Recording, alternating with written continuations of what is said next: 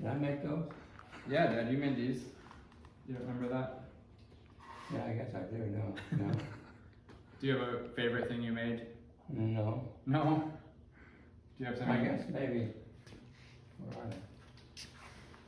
Oh, these guys over here. Your ski jumps? Yeah. Yeah, you did good job I on had those. I had to move those around. They're not just cut out like a semicircle. I had to move them around so they come up the right way. Oh, okay.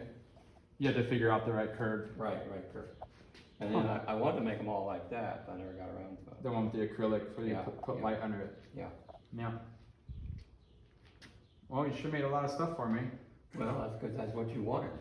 And then we had to cut this one down. Yeah. Because you took that to Paris, didn't it? You took Yeah. it somewhere. Yep. And put it in a suitcase. Yeah. Now, did you use these today? Well, I just explained what they were for. I didn't Okay. set it all up. Yeah, right. I don't think we've set that up since 1998. Yeah. Well, you haven't used this for a long time yet. No. But that's pretty neat when you got all three of them together. And Yeah. going around them. Yeah, Did he do yeah. that today? Yeah. That's the one thing I remembered. Yeah, I remember that too. Yeah. So I don't know. Was there something that was like the most challenging to make? Probably that. That, yeah. Yeah. Just in terms of design. Because he kept telling me what he wanted. Buy one. Then I had to figure out how to hold the thing up and keep it from tipping over. Yeah. And everything had to be collapsible. Yeah. And you made this monster. You made that one. Yeah, I know. Came out pretty good. Lana said it bounced really good. Yeah. Yeah, I expect. Well, that's been, you sent that to, France. well, was that where the big meeting was? Mm-hmm. Yep. And you made all these prop stands bending that tubing. Yeah. That's just PVC pipe heated up and they use that in their blink. Yep. Sure. Yeah. Well, thanks for making all that. Well, that's fun. Well, see, there's one over there. That was part of it. Yep. And that one up there too. Yeah, all the prop stands. Yeah. Yeah. You made that nice acrylic. You made that nice acrylic Yeah. cube. Well, you wanted the cubes, and we made one out of acrylic. Yeah. One of my favorite cubes, this one with the Oh, track yeah, in it. yeah. That's a good one. Yeah, that was sturdy. Yeah. Well, those guys you can take apart. This one you can't. Yeah. Yeah. You made all those dominoes in those boxes there. Oh, yeah. Remember that? Yeah.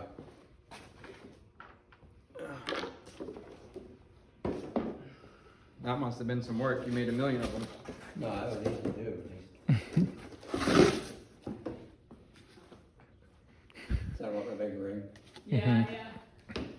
You do that today, huh? Oh, we set up a couple. Oh. Yeah. And then, They didn't see the roll you made. oh. Did you use that today? No. I was wondering. I had one of those on Maris Got Down, but, oh, that's what, I never saw that before. You didn't show us that because you don't want to get on it. Is that Oh. right? No thanks. You can get on it. No thanks. Yeah, so here's the workshop, and we have all like over here is like all the wood, you can pick out whatever wood you want, and all the tools. Yeah.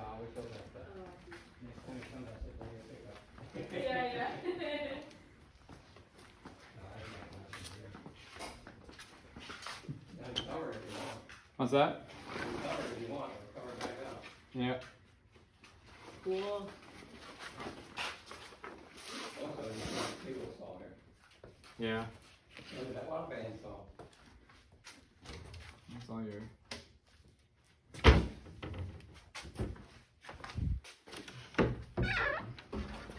There's all like all the hardware. Yeah. Good for juggling.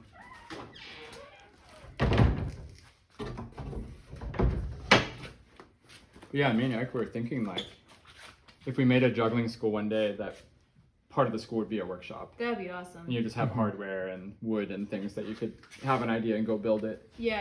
And that obviously comes directly from like my life here. Totally. Yeah. No, but you were mentioning you were listening to me and Eric's podcast, and now that we're so old, we think about things about like the process of an artist and like a sustainable process, and what does that mean to have a process and all these things. And of course, when I was here growing up, it was just intuitive. I didn't have a process. I was just living and hanging out with my dad and building things and having fun. Mm-hmm. Like when the ball pops up off the ski jump, you're just like, oh, that's funny, right? But I do remember one thing Eric told me. He was making his ghost cubes, so he came up with he put the casino dice, and he taped them together in different ways and different permutations. And then he would build one structure and then look at it and say, oh, of course, like now I could put another cube there and another cube there, and that would make another variation. Mm-hmm. And he was doing this for a while, and then he would build that new variation and look at it and think, and then build another variation, right? So you start to get like piles of these like cubes, like literally stacking up, like piling up. And I remember there was the story of, Theo Jansen? Yeah. The sculptor who makes the Strand Beast, these PVC pipes. He was making a new life form that goes on the beaches in Holland, in the Netherlands there. Mm-hmm. And basically the way to make this new life form was that the leg, there was a leg these animals were going to walk, and the leg has something like 11 parts to it, like 11 different lengths of joints or whatever. And that if you would try to prototype those legs, you could spend the rest of your life before you found the correct, permutation of lengths to make the leg walk in the correct rhythm. Uh-huh. So he made a computer program like in 1981 or something, where it was a simulation of evolution. So he made a bunch of these life forms, these creatures inside the computer, and then had them compete during doing a simulation of evolution. Yeah. Until finally, after a couple of weeks or whatever, a couple of months, I don't know, the correct leg was found, the leg shape was found, the ratio of all those joints was found, those lengths in the legs. And so I remember saying to Eric, I was like, hey, why don't you just make a computer program like Theo Jansen? I mean, you could just have like your cubes there, and you just add them on in the program and press, the button go, and then it just makes like all the combinations possible. And then you pick out the combination you want to build, and you build that one, or maybe you build 2 or 3 of them. But this process of iteration of building one and then looking at it and building another, it's in one way very slow evolution, right? Because you have to make every single variation as you go physically in space. And I remember he said one thing that was pretty fun. He said, the way that I can conceive about what I'm doing is by touching it with my hands. Like I have to hold it in my hands. It's not about putting these variables in a computer and then pressing go, because then I don't understand what it is that I'm doing. And I learn through building it, and I learn through making the things. It's not about maybe the end result of that thing I made, but it's the process of having to build it. And I was really thinking about today, going through all the different things my dad made, right? Like it wasn't necessarily about that ski jump or whatever, but it was about having a relationship with my dad where we're trying to explore and be curious about things beyond just like, here's a drum stand, here's the first thing we saw, right? Uh-huh. Like there's very little curiosity there. But then just kind of to play around and to look at, and it's not so formalized, it's not so structured. Yeah. But there's an investigation and some sort of organic process, and that we had the facilities to do that, like with my dad's workshop being literally next door to the juggling studio, and that there was a juggling studio. I mean, all these things were so random, but all these things came out of it.